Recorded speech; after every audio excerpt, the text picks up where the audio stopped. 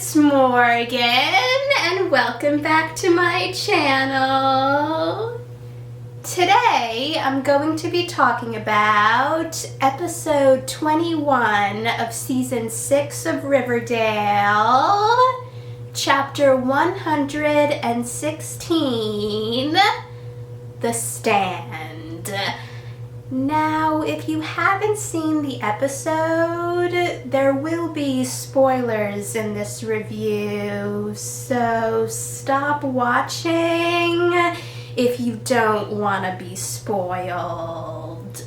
So, here's my review for episode 21 of season 6 of Riverdale, chapter 116, The Stand. Even though things looked grim, it was comforting that everyone wasn't giving up and they were still doing what they could to fight Percival. I also understood why Polly was trying to calm Betty down, but after losing Alice and everything else that Percival's done, I didn't blame Betty for being upset. And even though it didn't work out, I liked seeing Archie and Veronica team up to try and negotiate with Percival. Also, I've never liked Twyla Twist, but I feel sorry for anyone that Percival controls.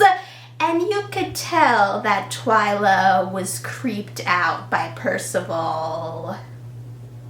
Since Percival gave everyone Alice, Uncle Frank, and Sheriff Keller's bodies, it seemed like they would be brought back quickly, but Percival didn't give them back their heads, and Cheryl couldn't bring them back without their heads, so I was hoping that they would be able to find out where Percival was keeping the heads, and luckily, they did.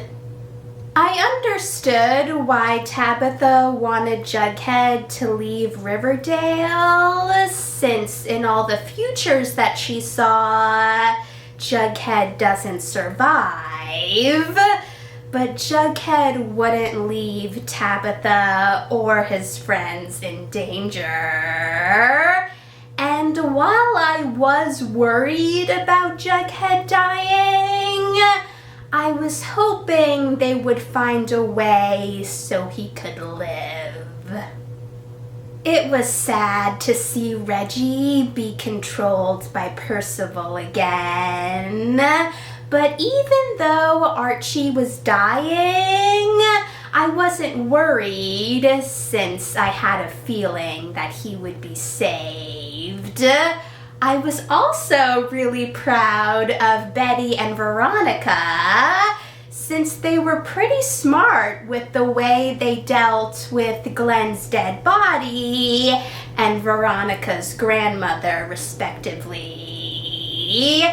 I also felt really sorry for Cheryl when Jason was coming after her, and the only way that she could stop him was by killing him.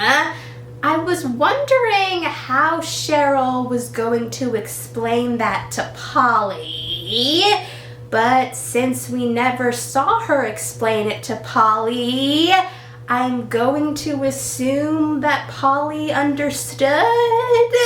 It was also good that no one blamed Reggie, Veronica's grandmother, or Jason for doing what they did, but it also wasn't a surprise since they knew that they were being controlled by Percival.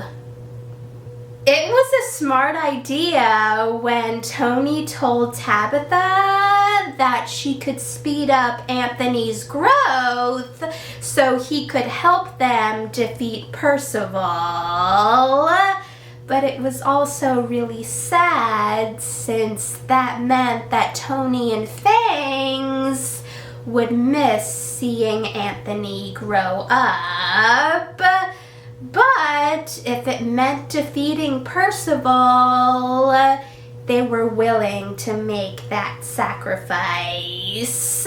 And even though Percival escaped from Anthony, when he realized who Anthony was, he actually looked scared. It was also a really good idea when Tabitha told Jughead that all of the futures that she saw of them losing the fight against Percival happened in Riverdale. But if the fight took place in Riverdale, they might have more of a chance of winning. It was really enjoyable seeing Archie, Betty, Veronica, Cheryl, and Reggie beating up Percival, even though it didn't last long since Percival turned their powers against them. So Jughead and Tabitha's Riverdale plan was the only option left.